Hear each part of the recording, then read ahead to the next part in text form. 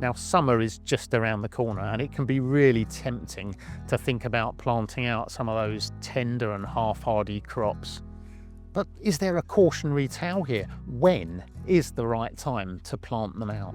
Now, predicting the date of the last frost is one thing, but lots of crops like tomatoes and chilies will actually want a minimum nighttime temperature of no lower than about 7 degrees C. Now, where you live in the country really matters here. People in the south of the country might be able to plant these crops out up to a month earlier than people who live in Scotland or the Highlands. Now, it may be tempting to think that climate change means that those dates are perhaps less chance of having frosts late in spring. But we are here at the Wisley Weather Centre and we can analyse over 120 years of data, and it really tells us that the last date of frost in spring is only really now a few days earlier than it was 120 years ago. So the next thing to consider is the microclimate within your own garden.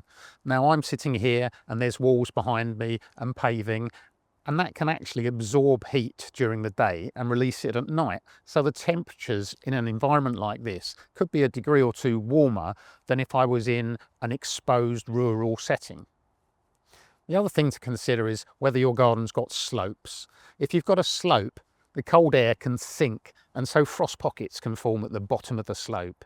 Try and avoid planting your tender plants in that frost pocket area, or at least wait till much later in the season. Now, even though you might have a predicted date for a last frost, we can all sometimes get caught unawares. So if you've planted things out and there is a very late or unexpected frost forecast, it's really useful to have nearby a source of biodegradable fleece or some hessian that you can quickly use to protect those plants. So a good tip for tender crops such as sweet corn or runner beans or squashes is to try and sow your seed in batches a couple of weeks apart. That way, if you do plant out the first batch and they get hit with a late frost, you've got a reserve, like an insurance policy of plants still coming on.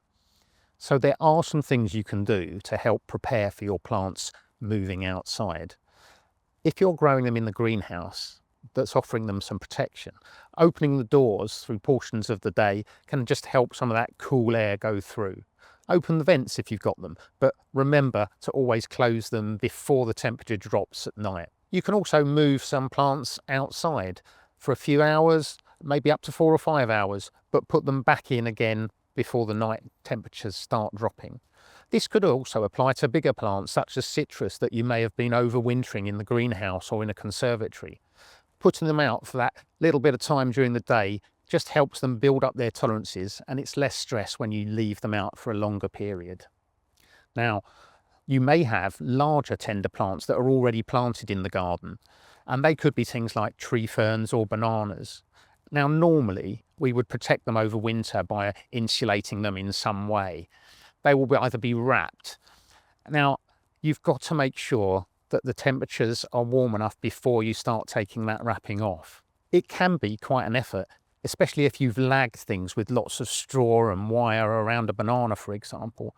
But just make sure that you've got some spare biodegradable fleece or some hessian in case you get that last minute frost where you can rush out and just protect them for that night or two.